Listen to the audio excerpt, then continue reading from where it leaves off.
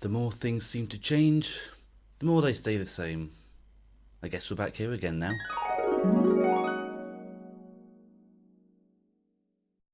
Hello again, welcome back to the Sunday Update. I'm Lucas, as ever, and I hope you're doing well. So a few things have happened this week. I'm sure you can see one of them, and I'm sure I'm going to tell you about the others because that's kind of the point of this, you know, I talk to you through this lens here. That looks quite cool. Ooh. Shame I can't actually do it properly. That was better, I'll take it. It's been the last week of the Easter holidays for me, so after all the chaos that has come in the previous weeks, you'd think, oh, it's a nice easy week, ease myself back into uni life again for starting up tomorrow. No.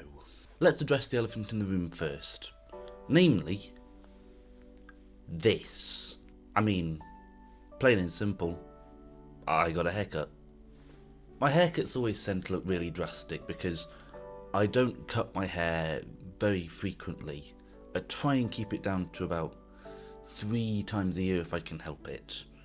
And, you know, if I can manage that, then I don't mind paying a little bit extra to have it done nicely, because I'm not doing it as much, so it costs less, you know, basic economics and all that stuff. So I got this done at Vox Hairdressing, which is in the Northern Quarter in Manchester. It's a lovely place. I've been there 2 or 3 times now, and it's just really nice. Like, I like it a lot there. The staff are really nice. Is the battery dying already? I tell you, I absolutely despise this camera sometimes. The battery, it goes from like 3 bars for like 3 hours, and then it ticks over to 2 bars, and suddenly 15 minutes later it's dead. It makes no sense. Oh. Anyway, I was talking about my haircut. I don't remember exactly what I was saying, but I was talking about it. I don't mind shelling out for a good haircut. I care a lot about my hair, in case you haven't noticed already. It's kind of important to me. I think it's just because it's the same reason that I don't mind paying a little bit extra for my clothes, because I don't mind paying for that extra quality so that I know that the quality, you know, it's going to last. And it's also a bit of sort of self-esteem stuff, because it's like telling myself that what I'm doing is really good quality, and that I've had these really good quality things done, and then that sort of acts as a confidence boost when I'm thinking about it. I'm like, oh yeah, I've just had my hair cut. Oh, but it was done at that really nice place, and now it looks really good, as opposed to being like, oh, I've just had my hair cut, not sure if I like it yet. And then the more I think that, the more I think, oh no, I really don't like it. It's just sort of like, it's the kick I need to get me over the edge, as it were. And I really like it this time. I took these sides a lot shorter than I usually do. In the hairdressing trade, they call this a 1, namely because that's the number of centimetres they've left on the hair. I wish it were more exciting than that, but it's not. And I really like it. One of my favourite things to do is, it's even shorter. I've got it faded out on the back of my hair, which, on the back of my hair? Back of my head. It's faded out on the back of my head, which means I can sort of run my hand up my hair. Oh, it feels great. And I think, knowing how short that feels, how good it feels, and how good it looks, I'm even tempted to get it a little shorter down the sides again next time. The top, I always take loads off the top, just because it's the top and the back that always decide when I get my haircuts done. Because the back, as you can see in all my previous vlogs, it comes down so far that it starts curling out to the front, and it has started doing that, and the front was just starting to droop in my eyes, so yeah, I got it cut. But hey, over the next few months of this vlog, I'm sure you'll get to see the evolution of my hair and exactly how it grows. And you'll probably pay a lot more attention to it than I will, because I'm absolutely oblivious to everything. What else has been going on this week then? Well, a lot of work. Yesterday I was demoing a Pokemon card game off the old trading cards. I never collected them, But I know people did. The old trading cards that had energy costs to do moves that did certain damage, and you could get basics and stage 1s and stage 2s, and then there were GXs and EXs, and that's about as much as I remember from my shift yesterday, because I didn't know anything about them when I started. But it's really good fun to do. It's good fun to pick up, and I get to play the villain quite a lot. What we're trying to do is we're trying to get people into these games so that, so that they buy the cards, so that they play the cards with their friends, and then they go and buy more cards, etc, etc, etc. The easiest way to get people involved in something is to give them someone they really want to beat. And it just so happens I'm fantastic at being immeasurably, hateably smug. That's not a surprise to most of you, to be fair. So what ends up happening is that I end up sort of being the bad guy in the situation. I become the person that we teach the kid how to beat.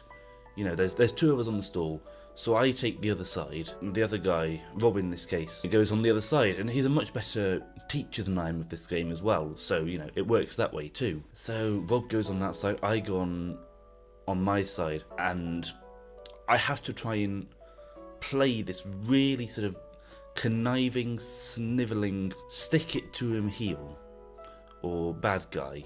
So I slipped into pro wrestling mode there. So I do the really hateful things, and I overreact to everything. So if one of these kids plays a card and it does sort of 10 damage to my 90 health Pokemon, I have to go and really overreact to it all, which is hilarious, to be fair, but it really takes it out of you. And then you've got to balance that with trying to be evil, trying to appear fearsome, whilst actually doing very little, which is surprisingly difficult, trying to pretend to be evil whilst making sure nothing evil actually happens. So I was knackered after yesterday's shift, which would have been fine if it was just one shift, but I must have done nearly a working week so far. Okay, not quite nearly a working week.